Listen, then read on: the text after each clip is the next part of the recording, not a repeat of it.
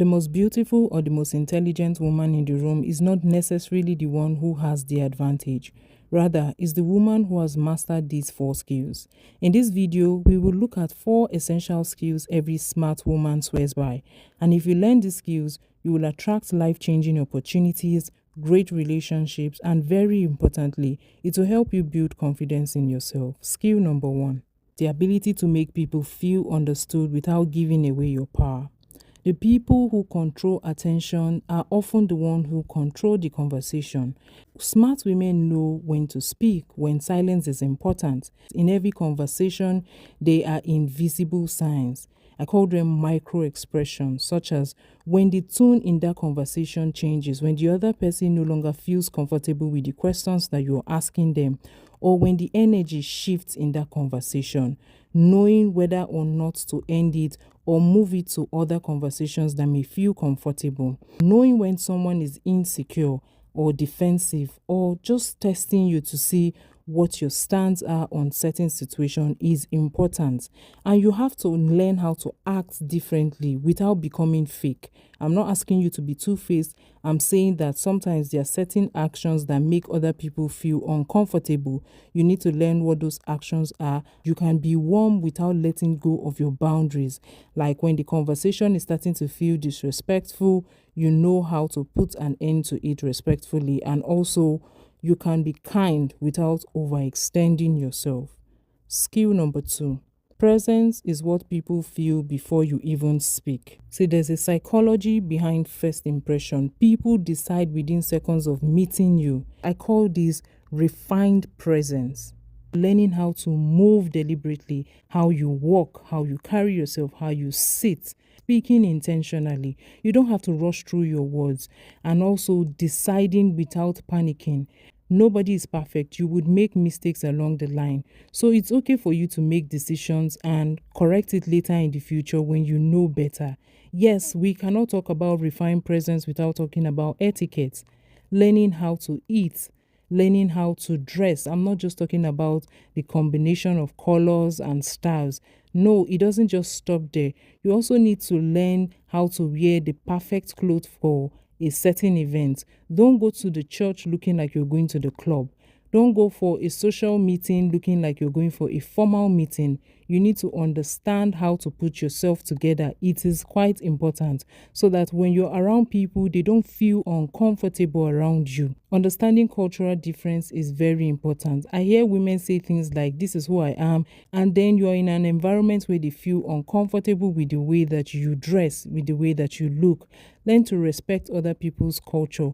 If that is how you are, when you go to your own space, you can be the person that you are. Skill number 3, knowing what deserves your attention. I call it sound judgment. You need to learn how to judge patterns, not promises. People review themselves with time and consistency. You see, you have to understand how to separate your emotions from evidence. Now, sometimes feelings are not facts. However, it could be, I know, but sometimes they are not. Knowing the difference between confidence and competence. Because a lot of people speak with confidence, they do not have the backing. They would not put in the work. They just have the confidence to speak. So you have to learn how to be discerning so that you do not fall a victim. When you find yourself doing business with such people, you can discern early on whether to take a walk or go ahead and continue. It's important that you check. Charisma can be very deceptive, so make sure you check their results. That's why it's very important also that as a woman, you learn to choose your circle carefully. Every relationship has an emotional cost. Make sure to protect yourself. Make sure to protect your environment. Trust your intuition, but also test it. A lot of people say things like, "My guts tell me this person is not good," and then they end up being wrong. So you have to test it. What do I mean by testing it? Intuition becomes reliable when supported by observation.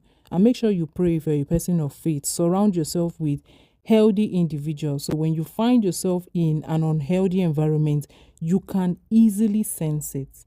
Skill number 4, self-possession. Controlling your emotions and communicating your feelings properly like the adult that you are. You need to understand that there is difference between responding and reacting. Now, defending yourself unnecessarily, always needing to be the one who says the last word, or taking everything personal does not make you come across as someone who is mature emotionally or someone who is supposed to be an adult. Not needing to constantly validate yourself is a thing. Being okay with disagreement, being okay with the other person not seeing things from your view, is fine. Learn detachment even while you still care about the other person, and you can love someone without losing yourself. Also, another thing with emotional independence or mastery is learn how to regulate your nervous system. This is why calm people appear more powerful than other people. Boundaries without drama. Learn to draw the line when people are being disrespectful towards you. Learn how to communicate that without creating a fight, without making it blow out of proportion. Learning how to say no without feeling guilty is a thing that many women have not mastered yet.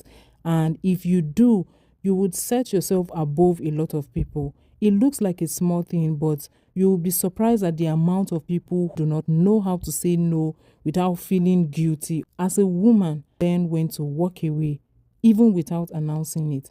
You don't have to go to your WhatsApp status or your Instagram page or any of those things to announce to the world that you're walking away from certain relationship. You can walk away without necessarily bringing every other person into what has happened. You can keep it to yourself, because once you put something out there, sometimes you might need to keep re-explaining yourself or coming back to that situation again and again. I remember I did a video where I talked about people not wanting to understand you. They just want to keep the drama going for long. Yes, I think it was the one where I talked about emotional mastery. Make sure you go see that video. I'll link it in the description box. See you in that one.